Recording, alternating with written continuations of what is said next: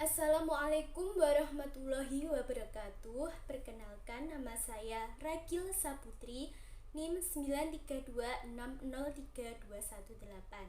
Di sini saya akan mempresentasikan rancangan pembelajaran STM untuk kelas atas dan kelas rendah.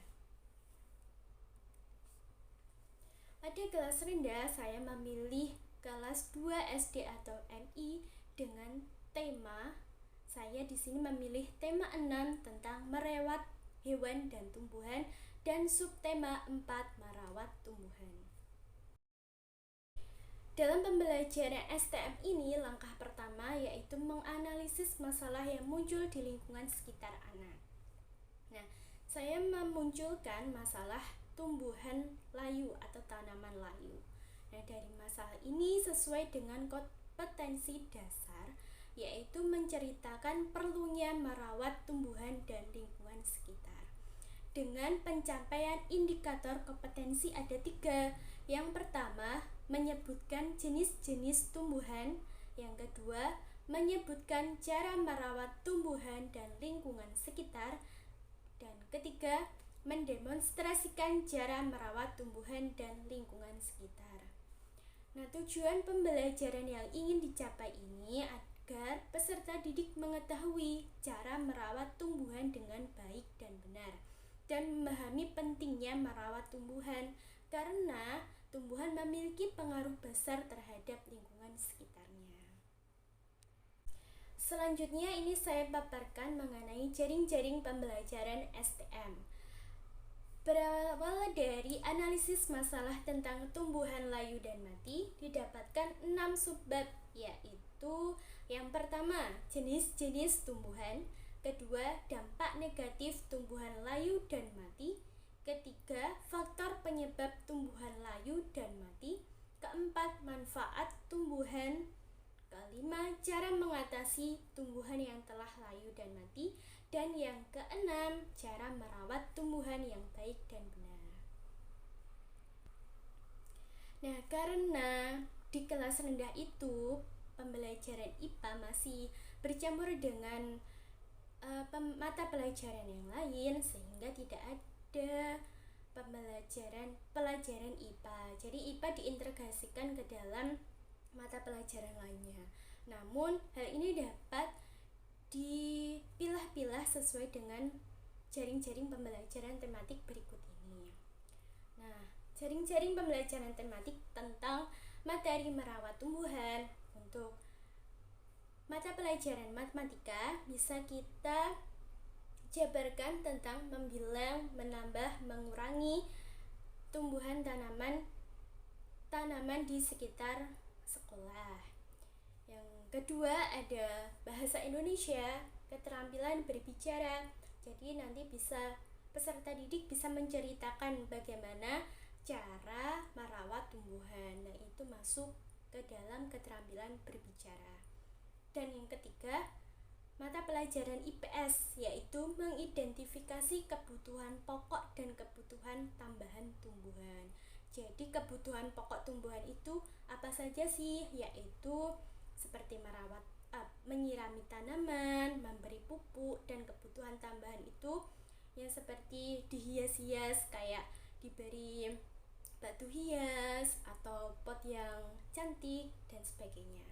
Nah, untuk kesenian nanti bisa dijabarkan ke dalam menyanyikan lagu, yaitu lagu merawat tanaman, lihat kebunku, atau menggambar dan mewarnai tumbuhan di lingkungan sekolah. Dan untuk pelajaran sains atau STM ini, yaitu tadi sesuai dengan jaring-jaring pelajaran STM. Langkah-langkah pembelajaran. Yang pertama ada kegiatan pendahuluan. Kegiatan pendahuluan mencakup memberikan salam, berdoa sebelum belajar, mengecek kehadiran siswa, menanyakan kabar siswa, menyampaikan tujuan pembelajaran, dan lain sebagainya. Langkah selanjutnya masuk ke dalam kegiatan inti. Kegiatan inti dalam pembelajaran STM ini terbagi menjadi 4, Yang pertama, tahap invitasi. Tahap invitasi ini merupakan langkah awal dalam pembelajaran STM yang mendorong siswa untuk mengemukakan pengetahuan awal yang telah dimilikinya tentang konsep merawat tumbuhan. Nah, di sini guru memberikan pertanyaan-pertanyaan yang berkaitan dengan kehidupan sehari-hari siswa. Misalnya, guru bertanya jawab kepada siswa tentang apakah anak-anak mempunyai tumbuhan di rumah. Nah, coba lihat tumbuhan yang ibu bawa ini. Mengapa tumbuhan ini bisa layu dan mati? Setelah tahap invitasi, masuk ke dalam tahap eksplorasi. Yaitu di sini peserta didik didorong untuk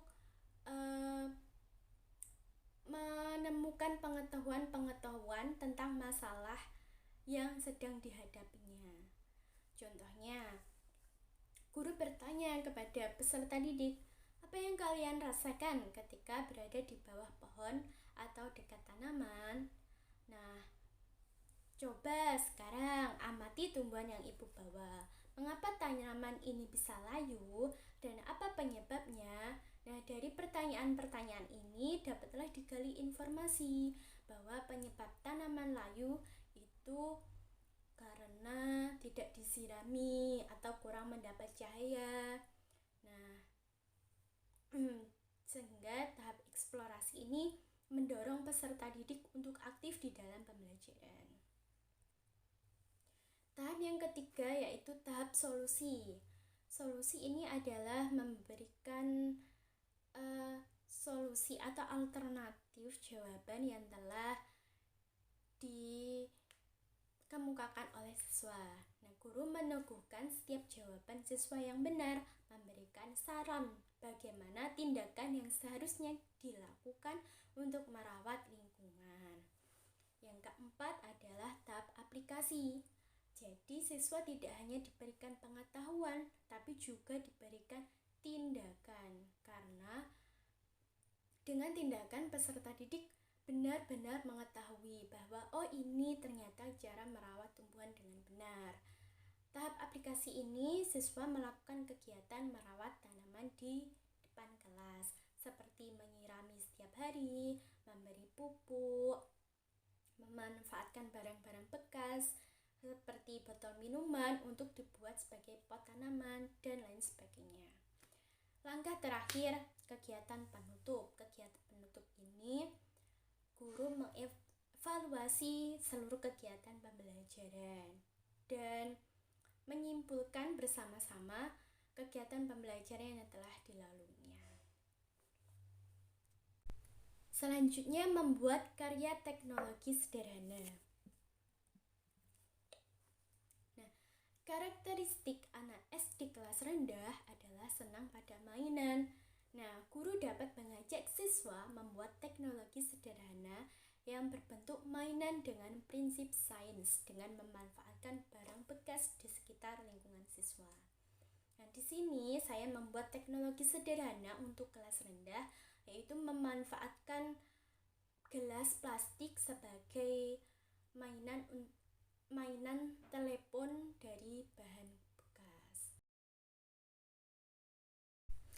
Pembelajaran STM di kelas tinggi, saya memilih kelas 5 dengan tema 1, organ gerak hewan dan manusia, subtema 2, manusia dan lingkungan. Menganalisis masalah yang muncul di lingkungan anak. Salah satu masalah yang muncul di lingkungan anak mengenai gangguan sistem gerak pada manusia seperti tulang patah, osteoporosis, kifosis, dan lain sebagainya. Nah, organ gerak manusia mempunyai peranan yang penting dalam aktivitas manusia seperti berjalan, berlari, memegang, melompat. Nah, jika organ gerak kita terganggu, maka manusia tidak dapat bergerak maupun beraktivitas. Sehingga hal ini sesuai dengan kompetensi dasar yang akan dicapai, yaitu menjelaskan alat gerak dan fungsinya pada hewan dan manusia, serta cara memelihara kesehatan alat gerak manusia. Indikator yang akan dicapai dalam pencapaian kompetensi ini adalah ada 5. Yang pertama, menyebutkan rangka atau tulang pada manusia. Kedua, menjelaskan fungsi-fungsi alat gerak manusia. Ketiga, menjelaskan otot-otot pada manusia. Keempat, menjelaskan penyebab gangguan alat gerak manusia. Kelima, cara memelihara kesehatan alat gerak manusia. Nah, sehingga diperoleh jaring-jaring STM sebagai berikut ini, dengan masalah gangguan sistem gerak manusia dengan 5 subbab yang akan dibahas. Pertama, menjelaskan rangka atau tulang pada manusia. Kedua, fungsi-fungsi alat gerak manusia. Ketiga, otot-otot pada manusia. Keempat, penyebab gangguan alat gerak manusia. Dan yang kelima, cara memelihara kesehatan alat gerak manusia. Langkah kegiatan pembelajarannya kurang lebih sama seperti kegiatan di kelas rendah, yaitu pertama kegiatan pendahuluan, selanjutnya kegiatan inti. Yang pertama ada tahap invitasi. Nah, tahap invitasi ini guru bertanya kepada peserta didik. Contohnya, apa yang dimaksud gangguan sistem gerak pada manusia? Nah, setelah mengamati video tersebut, apa saja contoh gangguan sistem gerak dan apa penyebab manusia mengalami gangguan pada sistem geraknya? Nah, selanjutnya masuk tahap eksplorasi, yaitu mendorong peserta didik untuk aktif mengemukakan masalah dalam kehidupan sehari-harinya dengan cara memberikan pertanyaan kepada siswa. Misalnya, pernahkah kalian berpikir mengapa kita dapat berdiri tegak? Bisakah kalian membayangkan bagaimana akibatnya apabila tubuh manusia tidak memiliki tulang? Nah, dari beberapa pertanyaan tersebut, guru mengarahkan siswa untuk mengemukakan pendapat tentang tulang. Nah, bagian tulang, bagian rangka, jenis-jenis tulang, mengajukan pertanyaan macam-macam otot. Tahap ketiga yaitu tahap solusi. Dari pemahamannya, siswa diminta mengusulkan bagaimana cara memelihara kesehatan alat gerak manusia. Nah, dari tahap eksplorasi tadi sudah didapatkan pengetahuan mengenai tulang atau cara merawat tulang. Nah, selanjutnya di tahap solusi, siswa diminta mengusulkan cara memelihara tulang. Tahap aplikasi yaitu kegiatan yang siswa lakukan secara nyata, yaitu siswa melakukan perenggangan otot dengan cara melakukan gerakan pemanasan terlebih dahulu sebelum memulai latihan kebugaran. Jadi dalam tahap aplikasi ini pada mata pelajaran PJOK nanti siswa bisa mengaplikasinya dengan cara melakukan pemanasan dulu sebelum berolahraga. Langkah selanjutnya yaitu kegiatan penutup. Membuat karya teknologi sederhana di kelas tinggi ini. Nah, sebagai tindak lanjut dalam usaha untuk memelihara alat gerak manusia adalah mengingatkan siswa untuk senantiasa memelihara kesehatannya. Nah, oleh karena itu, guru mengingatkan kembali tentang organ gerak manusia. Guru meminta siswa untuk membuat karya teknologi sederhana dengan membuat boneka gerak.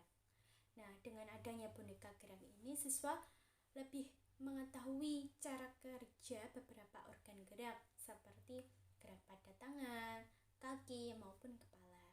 Nah, selanjutnya hasil karya yang telah dibuat ini dipresentasikan di depan kelas untuk mengetahui pemahaman kerja organ gerak manusia. Terima kasih.